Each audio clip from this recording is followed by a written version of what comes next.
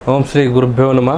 ನಮಸ್ಕಾರ ವೀಕ್ಷಕರೇ, ನಾನು ನಿಮ್ಮ ಪಂಡಿತ ರಾಘವೇಂದ್ರ ಆಚಾರ್ಯ ಮಾಡುವಂಥ ನಮಸ್ಕಾರಗಳು. ವೀಕ್ಷಕರೇ, ಜೂನ್ 14 ಮತ್ತು 15ನೇ ತಾರೀಕು ಸೋಮವತಿ ಅಮಾವಾಸ್ಯೆ ಕಳೆದ ನಂತರ ಕಟಕ ರಾಶಿಯವರ ಜೀವನದಲ್ಲಿ ಏನೆಲ್ಲ ಬದಲಾವಣೆ ಆಗಲಿದೆ ಅಂತಕ್ಕಂಥದ್ದು ಈ ಒಂದು ವಿಡಿಯೋಲಿ ನಾನು ತಿಳಿಸ್ಕೊಡ್ತಾ ಇದ್ದೇನೆ. ಅದಕ್ಕಿಂತ ಮುಂಚೆ ನಮ್ಮ ಚಾನಲ್ನ ಲೈಕ್ ಮಾಡಿ, ಶೇರ್ ಮಾಡಿ ಹಾಗೂ ಸಬ್ಸ್ಕ್ರೈಬ್ ಮಾಡ್ಕೊಳ್ಳಿ.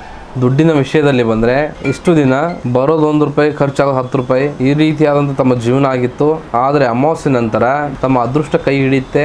ಎಲ್ಲೋ ಸಿಕ್ಕಾಕೊಂಡಿರ್ತಕ್ಕಂಥ ದುಡ್ಡು ಯಾರೋ ಇಸ್ಕೊಂಡು ಸತಾಯಿಸ್ತಕ್ಕಂಥ ಬಾಕಿ ಹಣ ತಮ್ಮ ಕೈ ಸೇರುತ್ತೆ. ಸ್ವಂತ ಮನೆ ಮಾಡಬೇಕು ಅಥವಾ ಸೈಟ್ ತಗೋಬೇಕು ಅನ್ನೋ ಒಂದು ತಮ್ಮ ಕನಸಿಗೆ ಈಗ ಗ್ರಹಗಳ ಸಪೋರ್ಟ್ ಸಿಗ್ತಾ ಇದೆ. ಇನ್ನು ಉದ್ಯೋಗಿಗಳಿಗೆ ಆಫೀಸ್ನಲ್ಲಿ ತಮ್ಮ ಮಾತಿಗೆ ತೂಕ ಬರ್ತದೆ. ಬಾಸ್ ತಮ್ಮ ಕೆಲಸವನ್ನ ಗುರುತಿಸಿ ಹೊಸ ಜವಾಬ್ದಾರಿ ಅಂತ ಕೊಡ್ತಾರೆ. ಇನ್ನು ವ್ಯಾಪಾರ ಡಲ್ ಹೊಡಿತಿದೆ ಅಂತಕ್ಕಂಥ ಕಾಲವು ಕೂಡ ಮುಗಿದೋಯ್ತು. ಹೊಸ ಕಸ್ಟಮರ್ ಸಿಗ್ತಾರೆ. ನಿಂತು ಹೋಗಿರ್ತಕ್ಕಂಥ ಬಿಸ್ನೆಸ್ ಕೆಲಸಗಳು ಕೂಡ ಡೀಲ್ ಆಗ್ತದೆ. ಹೊಸ ಹೂಡಿಕೆಗಳಿಗೆ ಇದು ಒಳ್ಳೆ ಸಮಯ. ಇನ್ನು ಕುಟುಂಬದ ವಿಚಾರದಲ್ಲಿ ಬಂದ್ರೆ ತಾಯಿಯ ಆರೋಗ್ಯದಲ್ಲಿ ಒಳ್ಳೆ ಸುಧಾರಣೆ ಕಾಣುತ್ತೆ. ಮನೆಯವರ ಜೊತೆ ಇರ್ತಕ್ಕಂಥ ತಪ್ಪು ಗ್ರಹಿಕೆಗಳು ದೂರವಾಗಿ ಎಲ್ಲರೂ ಒಂದಾಗ್ತೀರಾ. ಇನ್ನು ಗಂಡ ಹೆಂಡತಿ ಮಧ್ಯೆ ಇರ್ತಕ್ಕಂಥ ಈಗೋ ಕೂಡ ಪ್ರೀತಿಯಾಗಿ ಬದಲಾಗುತ್ತೆ.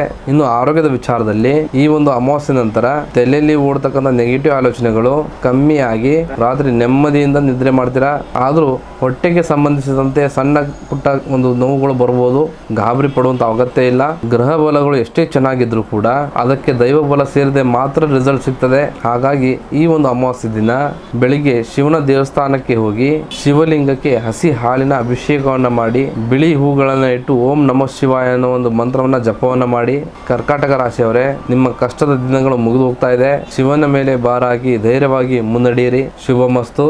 ತಮಗೂ ತಮ್ಮ ಕುಟುಂಬಕ್ಕೂ ಸಕಲ ಸುಖ ಸಮೃದ್ಧಿ ಆ ಒಂದು ಭಗವಂತ ಕರುಣಿಸಲಿ ಎಂದು ಈ ಒಂದು ವಿಡಿಯೋ ನಾನು ಬೇಡ್ಕೊಳ್ತಾ ಇದ್ದೇನೆ. ತಮಗೂ ಕೂಡ ತಮ್ಮ ಜೀವನದಲ್ಲಿ ಏನೇ ಸಮಸ್ಯೆಗಳಿದ್ರೂ ನೇರವಾಗಿ ಬಂದು ಭೇಟಿ ನೀಡಿ ಅಥವಾ ಫೋನ್ನ ಮುಖಾಂತರ ಪರಿಹಾರವನ್ನು ಕಂಡುಕೊಳ್ಳಿ. ಧನ್ಯವಾದಗಳು.